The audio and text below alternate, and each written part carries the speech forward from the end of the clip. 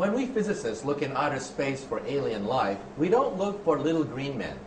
We look for type 1, type 2, and type 3 civilizations. A type 1 civilization has harnessed planetary power.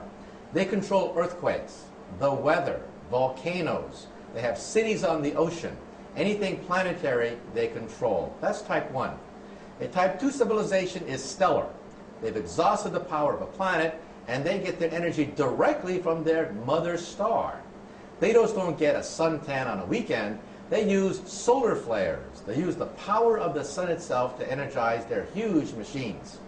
Eventually, they exhaust the power of a star, and they go galactic. They harness the power of billions of stars within a galaxy. Now, for example, Buck Rogers would correspond to a type 1 civilization, a planetary civilization. Star Trek and the Federation of Planets, who have colonized a few star systems, would correspond to a type 2 system. And the Empire of Star Wars would correspond to a type 3 civilization. Now, what are we on this scale? We are type 0. We don't even rate on this scale. We get our energy from, not from stars or galaxies, we get our energy from dead plants, oil and coal. But we can calculate when we will attain type 1 status, in about 100 years. Now, every time I read the newspaper, I see evidence of this historic transition from type 0 to type 1.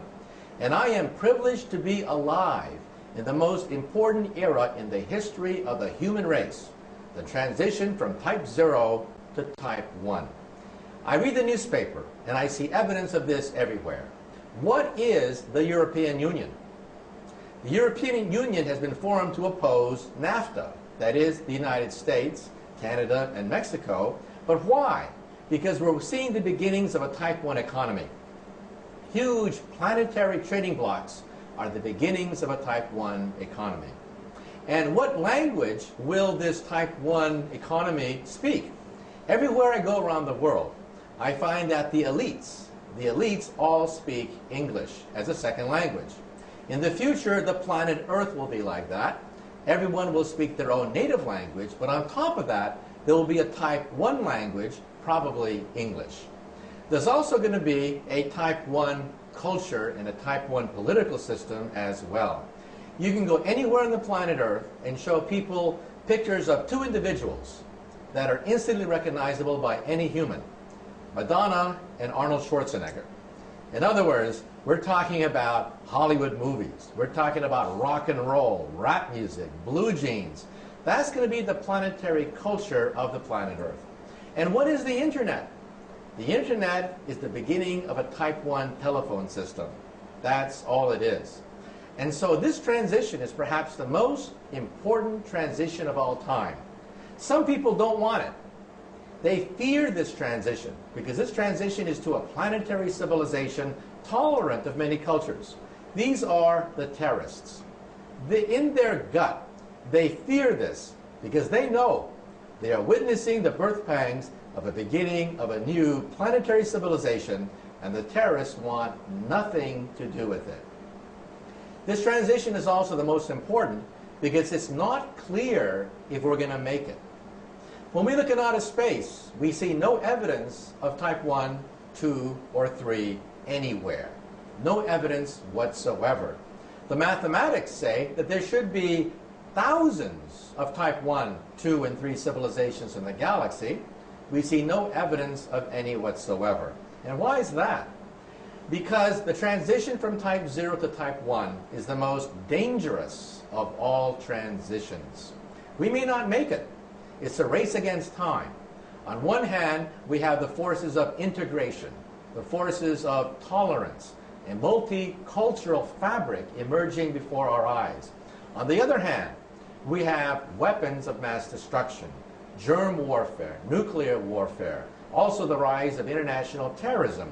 They are obstacles to reaching a type 1 civilization. So in other words, perhaps they didn't make it in outer space. If one day we have starships and visit other star systems, perhaps we'll find planets whose atmospheres are irradiated or whose atmospheres are too hot to bear life because they did not make the transition from type 0 to type 1. Now, by the time you're type 2, you are immortal. Nothing known to science can destroy a type 2 civilization. Even a supernova cannot destroy a type 2 civilization. They'll either move their home planet or they'll simply stop the nuclear fires from exploding. And by the time a civilization becomes galactic, they may in fact have the ability to control the fate of the galaxy itself. By the way, if you're type 3, you will explore the galaxy not by sending Captain Kirk on an Enterprise hopping from star system to star system. That would take millions of years to explore the Milky Way galaxy. The way you do it is you would create a robot, have the robot land on a moon, it would create a factory. It would make millions of copies of itself on this moon, which is quite stable, and send these to other moons. Then each of these would create another factory. Starting with one robot, you would have 1,000,000, then 1,000,000,000,000, and 1,000,000,000,000,000, until you had a sphere expanding near the speed of light, containing trillions of these robots. They would land on a moon and simply wait for a type 0 civilization to become type 1. Now, where have you seen that before?